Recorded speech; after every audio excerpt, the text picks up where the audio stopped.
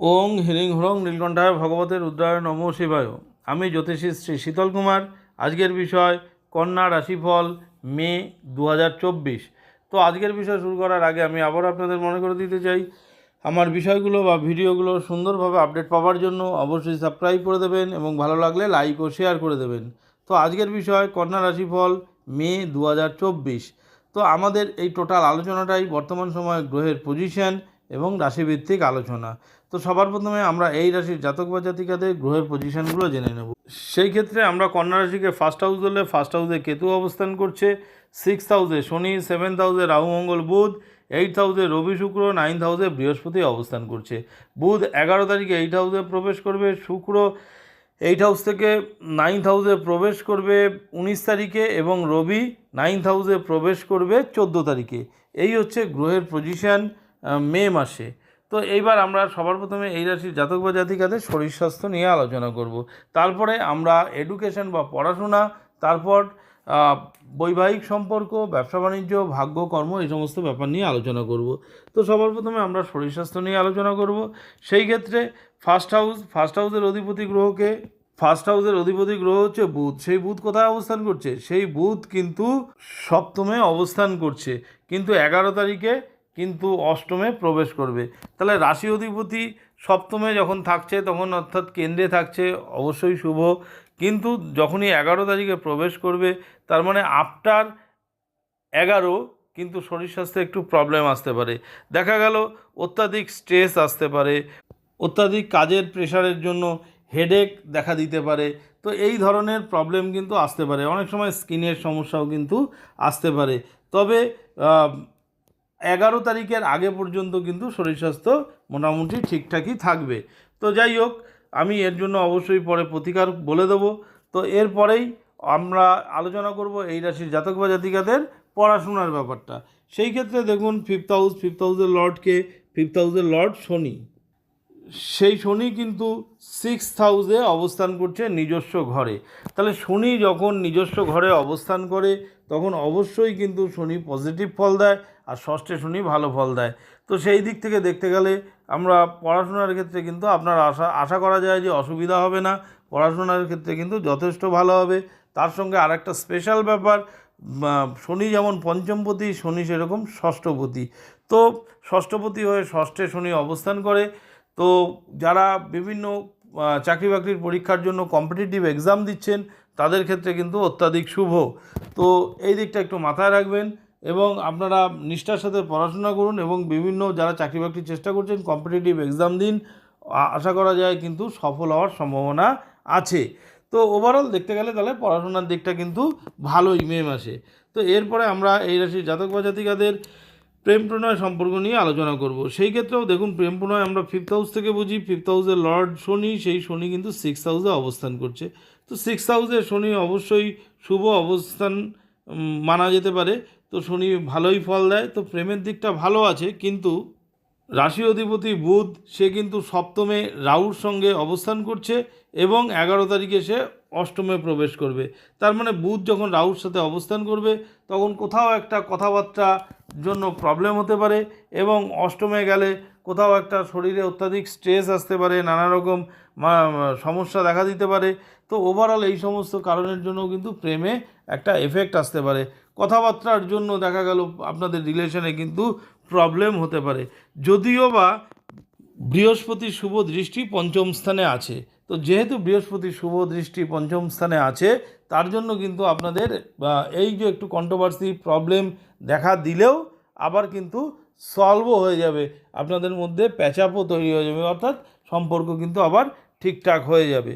তো এরপরেই আমরা আলোচনা করব এই রাশির বৈবাহিক সম্পর্ক নিয়ে।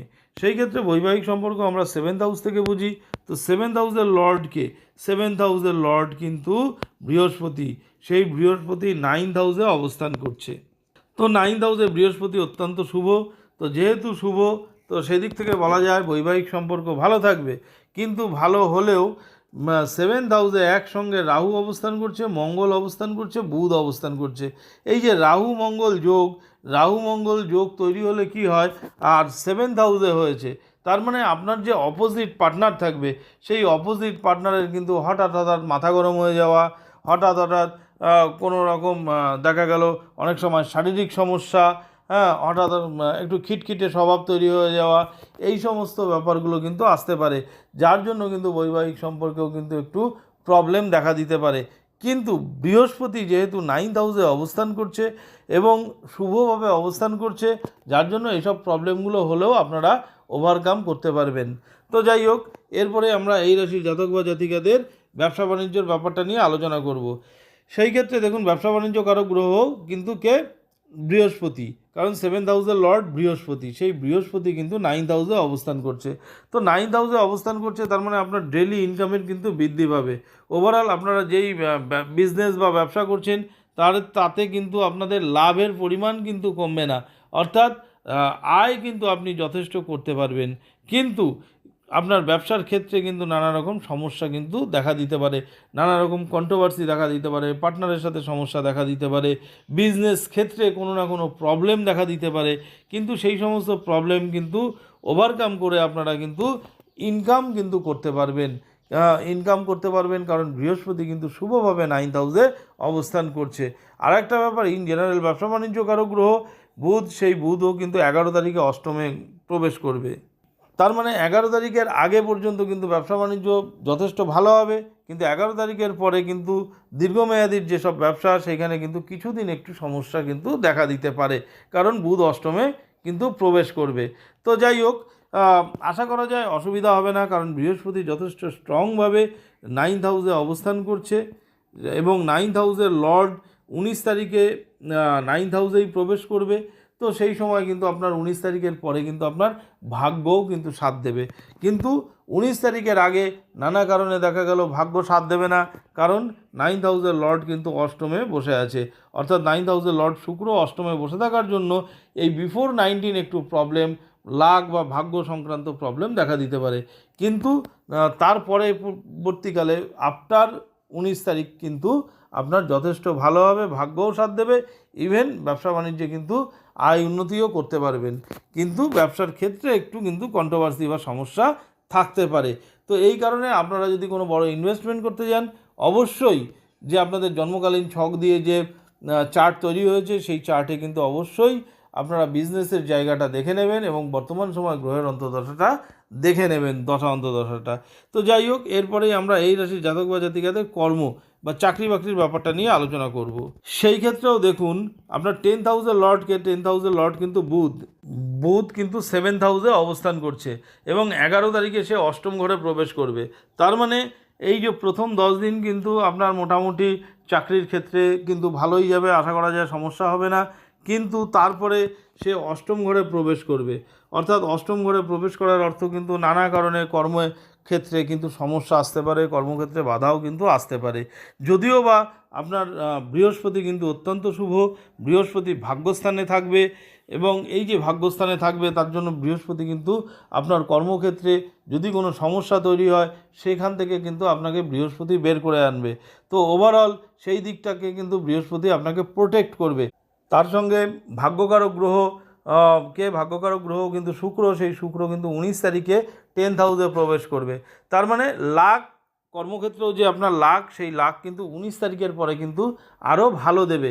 তো সেই দিক থেকে দেখতে গেলে আপনার কর্মক্ষেত্রে কিন্তু একটা সমস্যা থাকবেই এবং কর্মক্ষেত্রে একটু প্রবলেম থাকবে, দেখা গেল নানা রকমভাবে হায়ার অথরিটির সঙ্গে একটু সমস্যা তৈরি হতে পারে, হায়ার অথরিটির সাথে একটু প্রবলেম তৈরি হতে পারে। কিন্তু প্রবলেম তৈরি হলেও ওভারঅল কিন্তু আপনার এই যে 19 তারিখের পরে যে ভাগ্য সাথ দেবে, সেই সময় কিন্তু ভাগ্য ভালোই হবে, অর্থাৎ কর্মক্ষেত্রেও ভালো হবে। ওভারঅল মাসের শুরুর দিকে একটু ভালো, আবার মাঝামাঝি সময় একটু প্রবলেম, আবার শেষ দিকে কিন্তু ভালো দেখা যাচ্ছে, অর্থাৎ কখনো ভালো কখনো খারাপ, এরকম একটা সম্ভাবনা আছে। তো যাই হোক, আপনার কিন্তু একটা কর্মক্ষেত্রে কিন্তু একটা পরিবর্তনেরও কিন্তু একটা ইচ্ছা জাগবে, বা আপনি মনে মনে চিন্তা করবেন যে আমি কর্ম বা চাকরি বাকরিটা কিন্তু পরিবর্তন করার চেষ্টাও করবেন এবং করলে হয়তো সাকসেসও হয়ে যাবেন। তবে এটা স্পেশালি মে মাসের 19 তারিখের পরে কিন্তু চেষ্টা করলে ভালো হয়, সেই সময় কিন্তু আপনার ভাগ্যটা সাথ দেবে। তো যাই হোক, এটা বেসিক্যালি গোচরজনিত ফলাফল।